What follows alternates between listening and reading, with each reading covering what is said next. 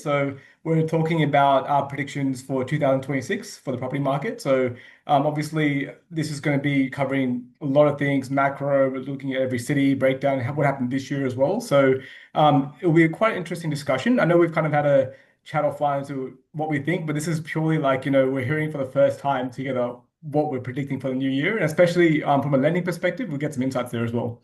So I'm excited. Sounds good, man. Yeah, looking forward to it. Yeah, man. So what I'll do, I'll just share my screen. So I just want to quickly touch base on what we saw happen in 2025 as a whole and how we predicted the market December last year. We went through a very similar to model what SQM Research does. So we have a kind of our base case scenario for what we think is the most likely, scenario happening for the year, what we think that will translate from a growth perspective for each city. So just very quickly touching on 2025, I think we did a fairly good job because we did predict the March rate cut, the first quarter rate cut. So that was pretty good. And obviously with that was a fairly bullish, prediction of the market. We were actually, quite conservative here, looking at actually what happened in 2025, because we Yeah. did see all cities have growth, which was pretty crazy. And I think as soon as we saw that rate cut in Q1, market kind of grew. Just to give Mhm. you a bit of insight as to what really did happen, like so Perth, we predicted like that 10 to 15% range. So we saw that growth pretty much in line. I think Perth actually outperformed by about 3%. So we did about 18% growth. Brisbane Mm. again above 16%.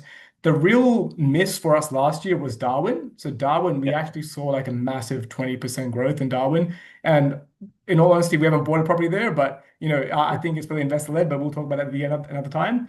And Hobart and Canberra, we still saw growth. So with the rate cut, saw it grow. So I think what we're looking at this year, we're looking at a very similar model to Mhm. our prediction. And what we've done is again talk about four key scenarios, which we think that will basically be the most likely coming into the new year. And Yeah. today, what I'm going to talk about is just our base case. So we'll post this online, but our base case is actually a global slowdown. So Mhm. we've discussed this a bit offline, so we're going to go into a bit of Yeah. detail here. But what I think will actually happen in 2026 is we will see an economic slowdown across, Australia, even in the US. And I Mhm. think that will basically result in more economic softness in our economy, some rise in unemployment, which means they might have to stimulate the economy a bit more, which actually means a bit more rate cuts. So Yeah. now I've predicted growth, and we've at Powered by predicted growth for every single capital city in most of the bullish regional markets. Obviously, Mhm. the growth varies across each city. Now, that's purely because, again, supply, historically low supply in the market, so that will create a floor in the pricing.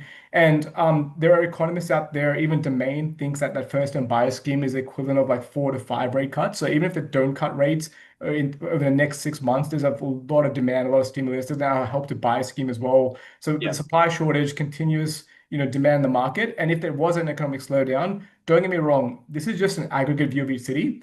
But we will see suburbs in each city decline more than 10%. I mean, we saw it in Sydney, we saw it in Melbourne this year. You're more Yeah. unaffordable pockets. So we're not buying 1.5 mil plus. I'll keep shouting that from the top of my lungs. There is a risk Yeah. there if the economy does contract. So we're still focusing on the right fundamentals, the more affordable markets, own occupied focused.